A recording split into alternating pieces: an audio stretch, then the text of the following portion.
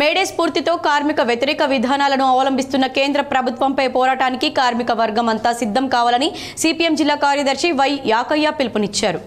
May Day సందర్భంగా గోదావరిఖని శ్రామిక భవన్లో ఎర్ర జెండాను ఎగురవేసిన అనంతరం ఆయన మాట్లాడుతూ ఆనాడు 18 గంటల పని దినాలకు వ్యతిరేకంగా చికాగో నగరంలో కార్మికులు తమ ప్రాణాలను అర్పించి సాధించుకున్న 8 గంటల పని దినాన్ని నేడు మోడీ ప్రభుత్వం 12 గంటలకు పెంచాలని చూస్తుందని ఆరోపించారు. అంతేకాకుండా కార్మికులు ఎన్నో పోరాటాలు చేసి సాధించుకున్న హక్కులన్నింటినీ కాలరాస్తూ పెట్టుబడిదారులకు అనుకూలంగా మార్చి అమలు చేయాలని చూస్తుందని, ఈ దుర్మార్గపు చర్యలకు వ్యతిరేకంగా ఈ నెల 20న అన్ని కార్మిక సంఘాలు చేపట్టిన దేశవ్యాప్త సమ్మెలో కార్మిక వర్గం పాల్గొని విజయవంతం చేయాలని కోరారు.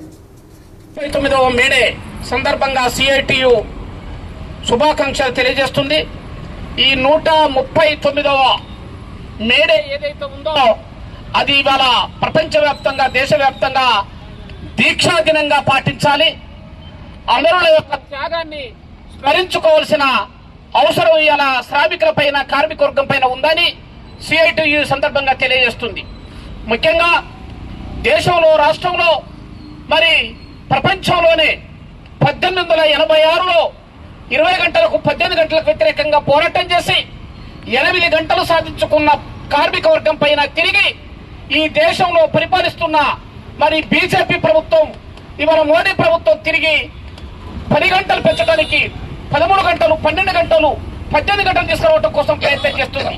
దానికి వ్యతిరేకంగా పోరాటం చేయవలసిన బాధ్యత ఇలా భారత కార్మిక వర్గం పైన ఉంది.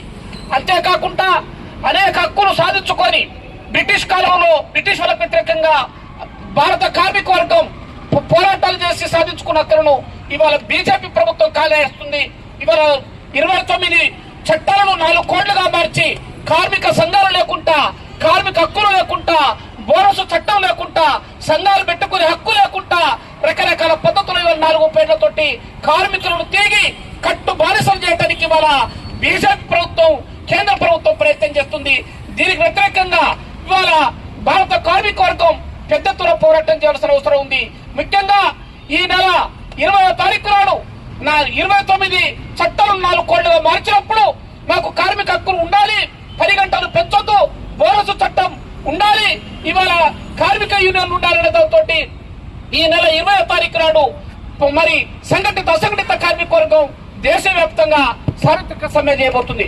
అందులో మున్సిపల్ కార్మికులు కూడా అందరూ పాల్గొని విజయవంతం చేసి ఇవాళ కేంద్ర ప్రభుత్వానికి ఇవాళ బుద్ధి చెప్పాల్సిన అవసరం ఉంది.